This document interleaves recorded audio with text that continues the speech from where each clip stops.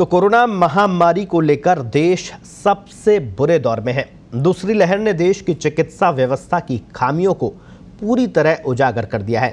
बीमारी ने यह भी बता दिया कि कैसे राजनीति लोकतंत्र को कमजोर कर रही है। चाहे सरकार हो या राजनीतिक दल या फिर निजी क्षेत्र, सबके सब महामारी के नाम पर जनता को लूटने में लगे हैं। आखिर कैसे, देखिए इस रिपोर्ट में।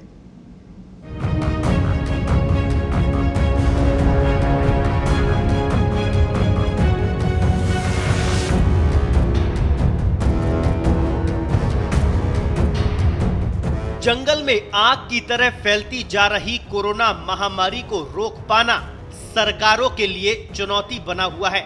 बढ़ते मरीजों के बीच सरकारों का जोर भले ही वैक्सीनेशन पर हो, लेकिन राजनीतिक स्वार्थ के चलते सरकारों की कमजोर होती जा रही इच्छा शक्ति दुनिया के सबसे बड़े टीकाकरण अभियान में खलल डाल रही है।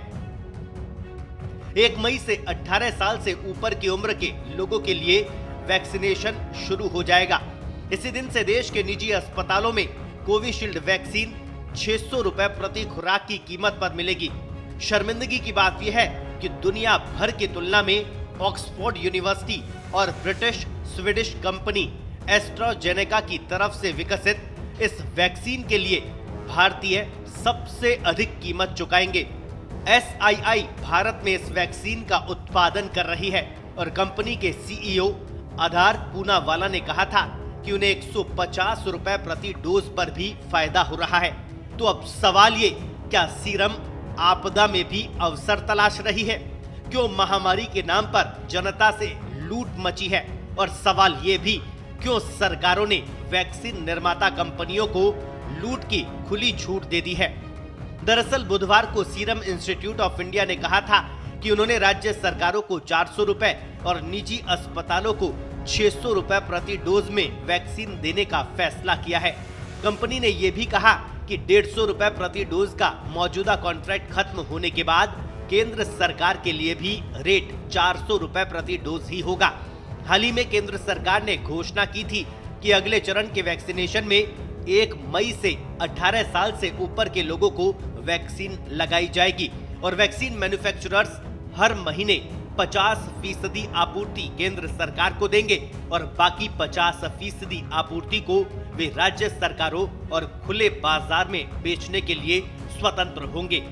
एक रिपोर्ट के मुताबिक SII की प्राइवेट मार्केट में 600 रुपए प्रति डोज यानी $8 दुनिया के किसी भी देश की तुलना में ज्यादा है। अगर राज्य सरकारें वैक्सीन का खर्च उठाने से मना करती है तो राज्यों के सरकारी अस्पतालों में भी प्रति डोज के लिए लोगों को 400 रुपए देने पड़ सकते हैं। केंद्र को मिलने वाली नई खेप और राज्य सरकारों को मिलने वाली डोज की कीमत 400 रुपए प्रति डोज भी अमेरिका, UK और यूरोपीय यूनियन की सरकारों को मिलने वाली कीमतों से ज्यादा है। वहीं SII से वैक्सीन सप्लाई के लिए समझौता कर चुके देशों जैसे बांग्लादेश, सऊदी अरब और साउथ अफ्रीका के मुकाबले भी भारत में कीमत सबसे ज्यादा है। यूरोपीय यूनियन यूरोप के अलग अलग जगहों के लिए वैक्सीन की एक डोज पर 2.15 से 3.50 डॉलर यानी करीब 161 से 262 रुपए का भुगतान कर रहा है।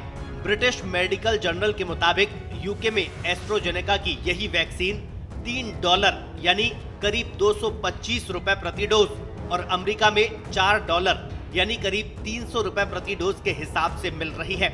अमेरिका और US दोनों देश वैक्सीन के लिए राशि का भुगतान सीधे एस्ट्राजेनेका को कर रहे हैं। वहीं ब्राजील इस वैक्सीन के लिए दूसरे मैन्युफैक्चरर्स के जरिए $3.15 प्रति डोज यानी 236 रुपए का भुगतान कर रहा है, जबकि भारत को इसी वैक्सीन के $8 यानी 600 रुपए प्रति डोज चुकाने होंगे।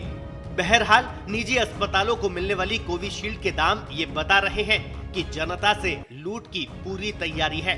ऐसे में अब सवाल ये, क्या सरकार वैक्सीन निर्माता कंपनी पर लगाम लगाएगी? सवाल ये भी कि जब 150 रुपए प्रति खुराक में भी कंपनी को फायदा हो रहा है तो फिर 450 रुपए की अतिरिक्त लूट क्यों? स्पेशल रिपोर्ट, पत्रिका टीवी।